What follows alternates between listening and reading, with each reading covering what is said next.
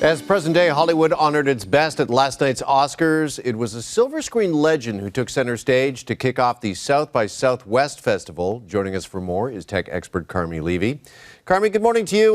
Marilyn Monroe, she died 62 years ago, yet fans this weekend were able to engage in a conversation with her thanks to what is being called a hyper-real AI avatar. This may be where technology is headed, Carmi, but an ethical debate has emerged. Is this a step too far?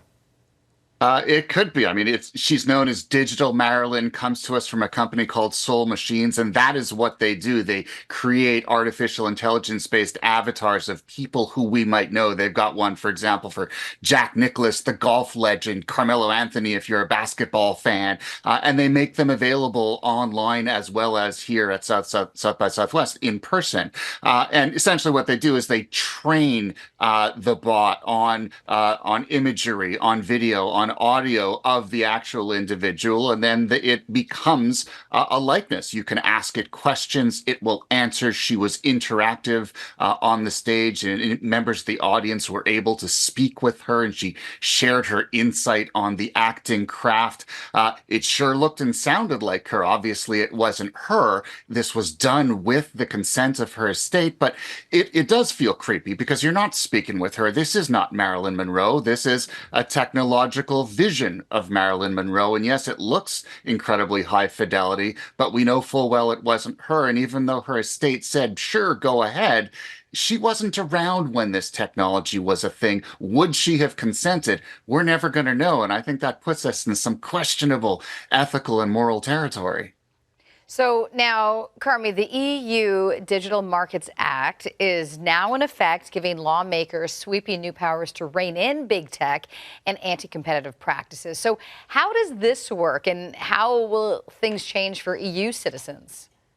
Basically, what it does is identifies companies that are known as gatekeepers for giant monopolistic-like companies. So Apple, Alphabet, which owns Google, Amazon, Meta, Microsoft, and ByteDance, which owns TikTok. And it essentially determines, it tries to protect consumers from them abusing them. So it encourages competition. It prevents them from doing things that might take away consumer choice. So, for example, with Apple, when you pay for something in the App Store, you can only use Apple's payment systems in Europe. That's going to have to change. They have to offer alternative payment methods through their app stores, give more choice, things like that. Because, of course, as we know, it's been a raging debate here about how these companies behave and whether that's good for you and me. Does it give us choice? Does it allow us to pay less than we otherwise would? I think we all know the answer to that one. Well, that's happening in the EU, Carmi. A U.S. House panel has unanimously approved a bill to crack down on TikTok. What more can you tell us about this? So it doesn't matter what party you're from, this is bipartisan support. So a committee called the Select Committee on the Chinese Communist Party came up with this bill, crafted it. It was then approved by the Energy and Commerce Committee, 50-0, so unanimous.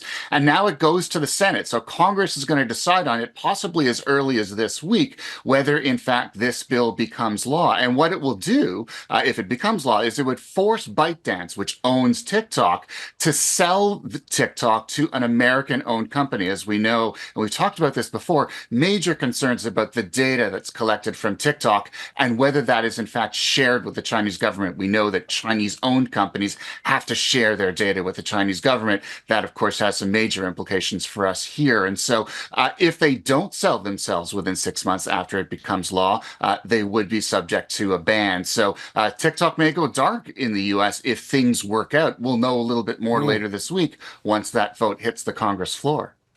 Whether it's TikTok or big tech, Carmi, should Canada follow suit and enact similar laws?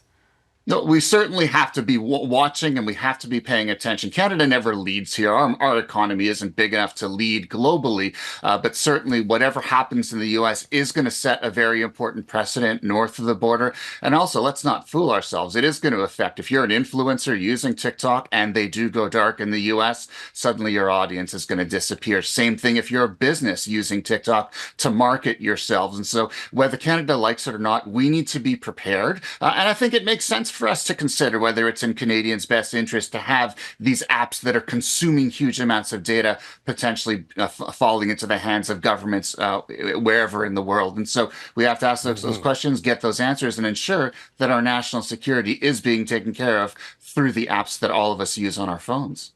All right, tech expert Carmi Levy with us this morning. Carmi, really appreciate it as always. Thanks so much. Great being here, guys. Thanks.